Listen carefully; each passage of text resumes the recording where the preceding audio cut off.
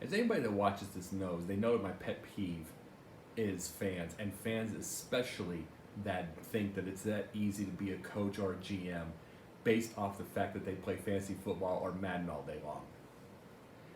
A lot of them don't really have a clue.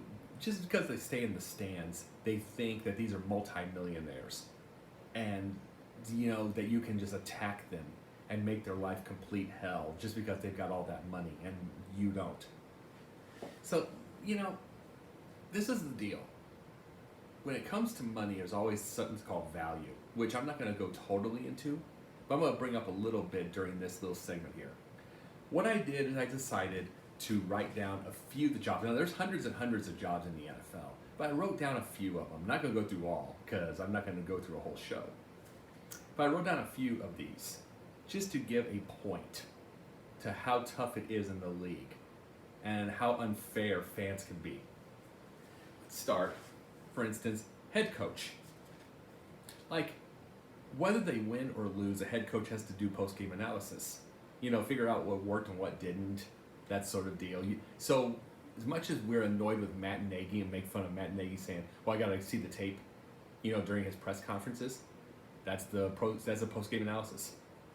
He has to see the tape and see what worked, what didn't, what happened on this play, what happened in the blocking schemes, which, considering the Chicago Bears, they need a new offensive line. But they can't be doing that right now. I mean, that's a whole other situation. Then they have the game plan for the next game. So you have to be able to do all that kind of stuff. You have to set up the practice. You have to work with a GM. And then, those are just the in-game things. Just also, you have to work with the GM on drafting. And then you have to do psychological things like keeping egos in check and psychology. And all of this in 18-hour days. And those days run together. That's the same with the GM. That's the same with GM all that time. Offensive coordinator. This is another 18-hour day. In charge of the team's game plans. 75 to 100 pass plays on average, 15 to 20 run plays. Or 15 to 20 run plays, as Matt Nagy would probably say it's way too many. A normal average game book is about 800 pages, as people may know. New England Patriots is about 1,600. So that's Bill Belichick for you. That's his system. So guess what? All the offensive coordinators had to put that plan together every single Sunday. There's another 18-hour day. This all runs together.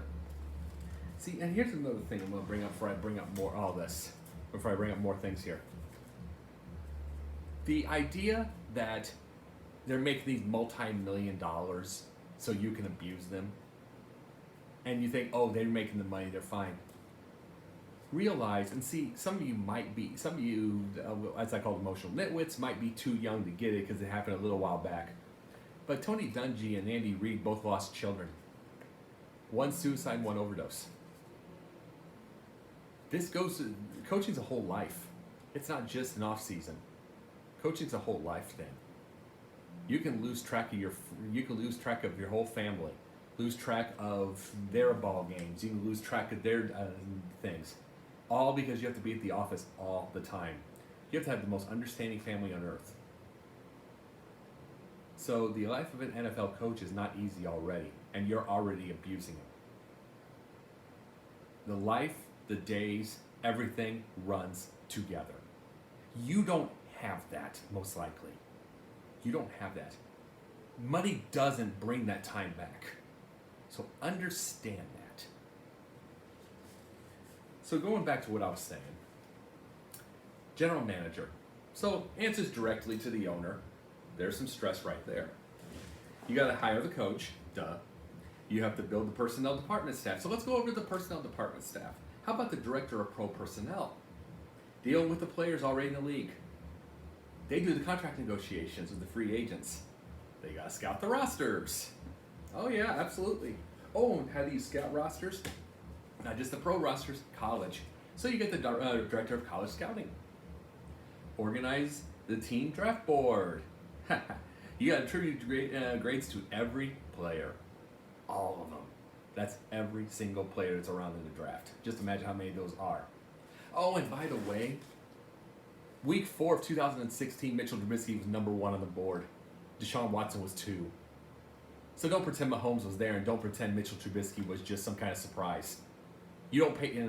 There's no way that you pay attention till the draft anyway. Only the deepest people pay attention to that. Oh yeah, and they also, besides the physical talent, they have to do background checks on every player. Guess what? 18-hour days. And you got to maintain relationships with the college coaches. Have fun with that.